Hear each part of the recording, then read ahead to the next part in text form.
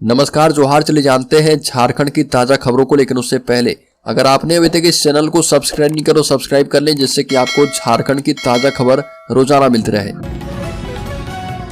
सबसे पहली बड़ी खबर, झारखंड में फसल राहत योजना के तहत किसान करा पाएंगे पंजीकरण। सभी प्रखंड का भ्रमण करके रथ किसानों को करेगा जागरूक। राज्य सरकार की महत्वाकांक्षी योजना फसल राहत योजना रथ रवाना किया गया है। और बता दें कि डीसी कुलदीप चौधरी, पुलिस अधीक्षक प्रियदर्शी आलोक एवं 50 SDPO दिलीप प्रताप सिंह शेखावत ने रथ को रवाना किया। बोकारो के डीसी श्री चौधरी ने ज्यादा से ज्यादा किसानों को योजना से लाभान्वित होने के लिए पंजीकरण करने की अपील की है और कहा कि किसानों के कल्याण के लिए राज्य सरकार की तरफ से फसल राहत योजना, जो कि एक नई योजना है, उसको शुरू किया गया है। योजना मुख्य रूप से किसी भी प्राकृतिक आपदा एवं प्राकृतिक दुर्घटनाओं के कारण फसल क्षति की स्थिति में किसानों को आर्थिक सहायता प्रदान करेगी। बड़ी खबर, राज्य में 3 साल इंटर में फेल हुए तो फिर से देनी होगी 11वीं की परीक्षा। 3 साल लगातार इंटर की परीक्षा में फेल होने पर विद्यार्थी अब चौथी बार 12वीं की परीक्षा नहीं दे पाएंगे। ऐसे में विद्यार्थियों को चौथे साल दोबारा 11वीं की परीक्षा देनी होगी, तब जाकर उन्हें 12वीं की परीक्षा में बैठने दिया जाएगा। और इसके लिए उन्हें दोबारा अपना पंजीयन झारखंड एकेडमिक काउंसिल में करवाना होगा। काउंसिल की ओर से इसे लेकर गाइडलाइन जारी कर दिया गया है। जैक की ओर से कहा गया कि जो विद्यार्थी 2021 से लगातार इंटर की परीक्षा में फेल हो रहे हैं या फिर पिछले 3 वर्ष पहले उन्होंने अपना पंजीयन करवाया है और उन्हें अब लगातार 3 साल के बाद तभी इंटर की परीक्षा में बैठने दिया जाएगा जब वो पुनः पंजीयन करवाएंगे। और इसके लिए उन्हें 11वीं की परीक्षा भी पुनः पास करनी होगी। अगर वो पूर्व में 11वीं पास कर चुके हैं, इसके बाद भी उन्हें पुनः 11वीं की परीक्षा पास करने के बाद ही इंटर की वार्षिक परीक्षा में शामिल होने का मौका दिया जाएगा। बड़ी खबर, झारखंड कैबिनेट की बैठक आज अहम प्रस्ताव पर विचार के लिए होगा फैसला। राज्य सरकार के औद्योगिक प्रशिक्षण संस्थानों का संचालन पब्लिक प्राइवेट पार्टनरशिप के तहत किया जाएगा और इसके लिए श्रम विभाग के प्रस्ताव पर कैबिनेट की बैठक में चर्चा के बाद निर्णय किया जाएगा। वहीं होने वाली कैबिनेट बैठक में कैबिनेट जो है काटा टोली एवं सीरम टोली फ्लाईओवर को जोड़ने की योजना के प्राकलन को स्वीकृति देने पर विचार करेगी। साथ ही झारखंड के प्रवासी श्रमिक जो कि दूसरे राज्य में काम करने जाते हैं, उनकी सुरक्षा से लेकर तमाम सुविधाओं के मुद्दे पर उन राज्य के साथ सरकार MOU करेगी। बड़ी खबर, राज्य में 6 नवंबर से विशेष अभियान देकर वन क्षेत्र में रहने वाले को वन अधिकार पट्टा देने का अभियान शुरू किया जाएगा। सरकार ने इसे अबुआ वीर दिसोम वन अधिकार अभियान नाम दिया है। इस अभियान के तहत आदिवासी और वन क्षेत्र में रहने वाले लोगों को व्यक्तिगत और सामुदायिक वन संसाधन यानी वनाधिकार पट्टा लाइसेंस मुहैया करवाया जाएगा। इसके तहत उन्हें चिन्हित क्षेत्र में खेती करने, वनोपजों पर आधारित आजीविका संबंधित कार्य करने का अधिकार हासिल होगा। मुख्यमंत्री हेमंत सोरेन ने कहा कि राज्य सरकार वन पट्टा हासिल करने के योग्य हर व्यक्ति को उसका हक दिलाने के प्रति संकल्पित है। बड़ी खबर, झारखंड के 5 केंद्रों पर हुई नगरपालिका सेवा संवर्ग की परीक्षा रद्द कर दी गई है। नगरपालिका सेवा संवर्ग संयुक्त प्रतियोगिता परीक्षा 29 अक्टूबर को रांची, जमशेदपुर एवं धनबाद के विभिन्न केंद्रों पर ली गई थी। 5 केंद्रों पर विभिन्न पालियों में ली गई परीक्षा को झारखंड कर्मचारी चयन आयोग की ओर से रद्द करने का निर्णय किया गया। साथ ही पुनः परीक्षा आयोजित करने का भी निर्णय किया गया है। JSSC ने परीक्षा के बारे में प्राप्त रिपोर्ट के आधार पर उक्त निर्णय किए हैं। आयोग के सचिव की ओर से कहा गया कि परीक्षा के दौरान 5 परीक्षा केंद्रों पर कुछ पालियों में प्रश्न पुस्तिका सील नहीं होने अथवा क्षतिग्रस्त होने और एक परीक्षा केंद्र पर एक पाली में एक उत्तर पुस्तिका कम होने की सूचना आयोग को मिली थी। बड़ी खबर, धनबाद में लॉ एंड ऑर्डर की खराब स्थिति पर झारखंड हाईकोर्ट ने SSP से मांगी रिपोर्ट। झारखंड हाईकोर्ट ने धनबाद जिले में लॉ एंड ऑर्डर की खराब स्थिति पर संज्ञान लिया है। कोर्ट ने हाल के दिनों में धनबाद में घटी घटनाओं के मद्देनजर वहां के SSP को 2 हफ्ते में रिपोर्ट देने को कहा है। जस्टिस S चंद्रशेखर की अध्यक्षता वाली खंडपीठ ने विधि व्यवस्था को लेकर स्वतः संज्ञान वाले मामले की सुनवाई के दौरान निर्देश दिया है। जून महीने में रांची में सुप्रीम कोर्ट के दिवंगत जस्टिस M भाई इकबाल की जमीन की बाउंड्री भूमाफिया द्वारा तोड़े जाने की घटना पर झारखंड हाईकोर्ट ने स्वतः संज्ञान लिया था। एक और PM मोदी के झारखंड दौरे पर बोले हेमंत सोरेन, कहा कि प्रधानमंत्री के दौरा को लेकर उतावला होने की आवश्यकता नहीं है। 14 नवंबर को प्रधानमंत्री मोदी झारखंड दौरे पर आ रहे। उनके दौरे पर पूछे गए सवाल पर मुख्यमंत्री हेमंत सोरेन ने कहा कि उतावला होने की आवश्यकता नहीं है, वो प्रधानमंत्री हैं और कहीं भी जा सकते हैं।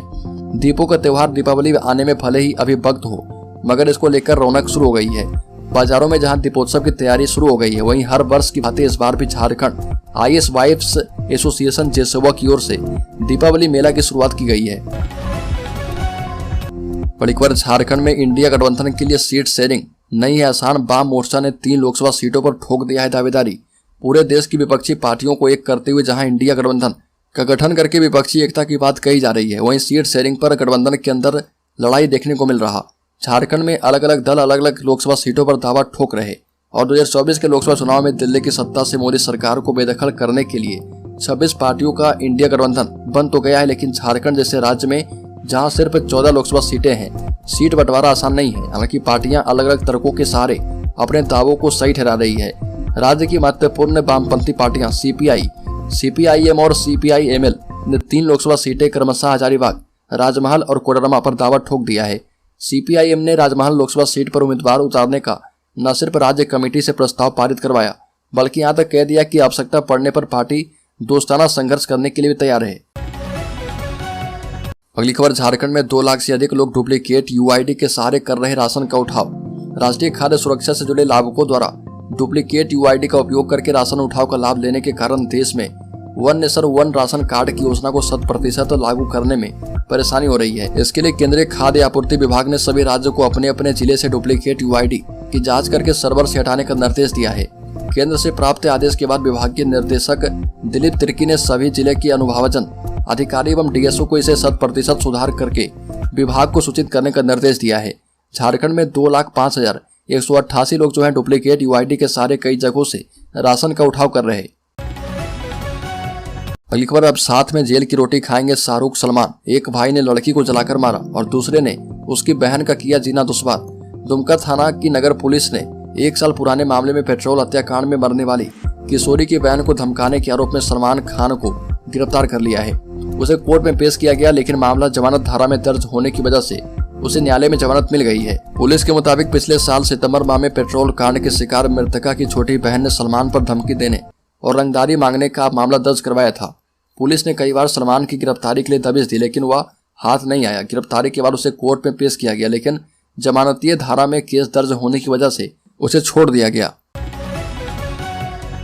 अगली खबर, झारखंड में 6,909 छात्रों को 8 करोड़ का अनुदान दिया जाएगा। पुलिस शिक्षा कोष की बैठक में ऐलान। झारखंड पुलिस शिक्षा कोष की बैठक में 6,909 छात्रों को पढ़ाई के लिए अनुदान देने का ऐलान किया गया है। ये राशि जो है 6,000 से लेकर 25,000 तक की होगी। ये मदद सिर्फ पुलिस वालों के बच्चे को दी जाती है। इसकी सूची पुलिस ने जारी कर दी है, जो झारखंड पुलिस की वेबसाइट पर है। कुल राशि जो है 8 करोड़ 48 लाख रुपए है। ये राशि जिन पुलिस वालों ने अपने बच्चों की शिक्षा के लिए मांगा था, उनके खाते में चली जाएगी। इसके लिए 3 महीने से प्रक्रिया अपनाई जा रही थी। इसे पूरा किया गया है, जिसमें 10वीं से लेकर बीटेक, मेडिकल आदि उच्च शिक्षा प्राप्त कर रहे छात्र शामिल हैं। अगली खबर, झारखंड कांग्रेस के प्रदेश महासचिव ने लिखी है रेल मंत्री को पत्र। झारखंड कांग्रेस के प्रदेश महासचिव राकेश सिन्हा ने देश के रेल मंत्री अश्विनी वैष्णव को पत्र लिखा है। रेल मंत्री को संबोधित करते हुए लिखे गए पत्र में कांग्रेस नेता ने रांची रेल मंडल में वरिष्ठ मंडल अभियंता के पद पर पदस्थापित किए गए सुशील कुमार सौरभ को रांची रेल मंडल से हटाने की मांग की है। इसके साथ ही उनके कार्यकाल में हुए रेल हादसों की उच्च स्तरीय जांच करवाकर कार्रवाई की मांग की है। कांग्रेस प्रदेश महासचिव राकेश सिन्हा ने अपने पत्र में आरोप लगाते हुए कहा कि लापरवाह अफसरों पर कार्रवाई की जगह रेलवे द्वारा उन्हें रांची जैसे जगहों पर प्रतिस्थापित करना पुरस्कृत करने जैसा है।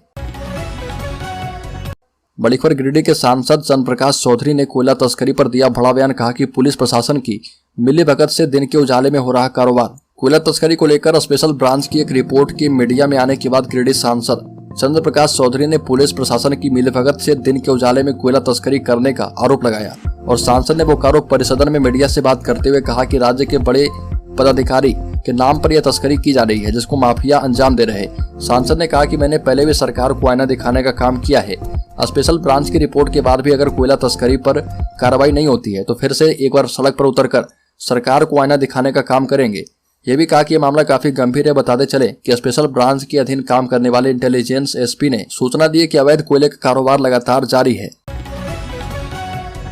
बड़ी खबर, हेमंत सोरेन सरकार को लगा बड़ा झटका। एनसीपी की अजीत पवार गुट ने समर्थन लिया वापस। झारखंड की राजनीति में उस वक्त बड़ा उलटफेर हुआ जब सूबे में इकलौते एनसीपी विधायक कमलेश कुमार सिंह ने हेमंत सोरेन सरकार को अपना समर्थन देने से इनकार कर दिया। विधायक कमलेश कुमार एनसीपी के अजीत पवार गुट से आते हैं और राज्यपाल सीपी राधाकृष्णन को पत्र भेजकर हेमंत सोरेन से समर्थन वापस लेने का औपचारिक ऐलान कर चुके हैं।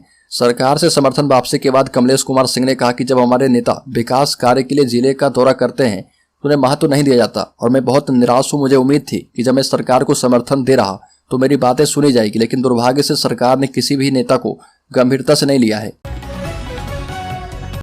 अगली खबर, जामताड़ा विधायक ने धनबाद डीटीओ और डीएमओ को लगाई फटकार। दोनों अधिकारी पर गिरेगी गाज। धनबाद में विधानसभा की आंतरिक संसाधन और केंद्रीय सहायता समिति ने समीक्षा बैठक की, जिसमें विभिन्न योजनाओं की समीक्षा की गई। इस दौरान विधायक इरफान अंसारी ने डीटीओ और डीएमओ को फटकार लगाई है। बता दें कि डीटीओ राजेश कुमार सिंह और डीएमओ मिहिर सलकर की कार्यशैली से जामताड़ा विधायक इरफान अंसारी बेहद नाराज हैं। झारखंड विधानसभा की आंतरिक संसाधन एवं केंद्रीय सहायता समिति की समीक्षा बैठक में सभापति साथ जामताड़ा विधायक इरफान अंसारी ने दोनों अधिकारी को जमकर फटकार लगाई। दोनों के खिलाफ कार्रवाई करने की बात विधायक ने कही है और विधायक इरफान अंसारी ने मीडिया से बातचीत के दौरान कहा कि लोगों को लग रहा कि सरकार खराब काम कर रही है, लेकिन सच्चाई है कि पदाधिकारी की वजह से सभी चीजें खराब हो रही है। कोयला चोरी और बालू की अवैध ढुलाई को लेकर डीएम को फटकार लगाने की बात विधायक ने कही है। बड़ी खबर, झारखंड के पलामू में बड़े पैमाने पर धर्मशालाओं को मॉल बना दिया गया। इसका खुलासा झारखंड राज्य धार्मिक न्यास बोर्ड की जांच में हुआ है। झारखंड के धनबाद और देवघर में बड़े पैमाने पर धर्मशालाओं को शॉपिंग मॉल बनाया गया। शॉपिंग मॉल बनाने वाले लोगों के खिलाफ न्यास बोर्ड एफआईआर करवाएगी। यह बातें धार्मिक न्यास बोर्ड के सदस्य संजीव तिवारी ने पलामू में कही और बताया कि पलामू के विश्रामपुर से विधायक रामचंद्र चंद्रवंशी ने फर्जी मंदिर ट्रस्ट का निर्माण किया है। इस ट्रस्ट में वैसे लोग शामिल हैं जिनका निधन 30 वर्ष पहले हो चुका है। पूरे मामले में कार्रवाई की तैयारी चल रही है और सभी को नोटिस जारी किया गया है। 10 दिनों के अंदर सभी को पक्ष रखने को कहा गया है। अगली खबर, झारखंड में लोकसभा चुनाव ज्यों-ज्यों करीब आ रहा, झारखंड में सियासी गर्माहट बढ़ती जा रही है। राजनीतिक दलों के साथ साथ आदिवासी और गैर आदिवासी सामाजिक संगठन सक्रिय हैं। झारखंड में 2 मुद्दे काफी गर्म हैं, जो कि लोकसभा चुनाव में काफी बड़े मुद्दे बन सकते हैं। रैदाकर कुर्मी समाज एसटी में शामिल करने की मांग को लेकर आंदोलन शुरू कर देता है। वहीं आदिवासी समाज सरना धर्म कोड की मांग को लेकर कई महीनों से आंदोलन कर रहा। कई बार आदिवासी समाज के प्रतिनिधि दिल्ली पहुंचकर आवाज बुलंद कर चुके हैं। वहीं झारखंड सरकार ने बकायदा विधानसभा से सरना धर्म कोड पर सर्वसम्मति से प्रस्ताव पारित करके केंद्र को भेजा है। केंद्र सरकार को गाहे बगाहे इस मांग की याद दिलाई जाती है और इसे राष्ट्रीय जनगणना में एक कॉलम बनाकर शामिल करने की मांग की जा रही है। अगली को, रामलला के दर्शन के लिए अयोध्या जाएंगे झारखंड के 3 लाख परिवार। विश्व हिंदू परिषद घर घर जाकर देगा आमंत्रण पत्र। बनेगी 1200 लोगों की टोली। अयोध्या में बन रहे भगवान राम के मंदिर में प्राण प्रतिष्ठा का कार्यक्रम 22 जनवरी 2024 को होने वाला है और इसके बाद रामलला के दर्शन के लिए आम लोगों को निमंत्रण देने की योजना भीप ने बनाई है। इसके साथ ही कहा गया कि लोगों से अपील की जाएगी कि 22 जनवरी को स्थानीय मंदिरों में जाकर पूजा अर्चना करें और घर में दीप जलाएं और उसके बाद सपरिवार रामलला के दर्शन की योजना बनाएं। साहू ने कहा कि 15 जनवरी तक चलने के लिए अभियान के दौरान 3 लाख से ज्यादा परिवार को इसमें जोड़ा जाएगा। साथ ही उन सभी राम भक्तों से आग्रह किया गया कि वो फरवरी के बाद भगवान राम का दर्शन करने अयोध्या जरूर आएं।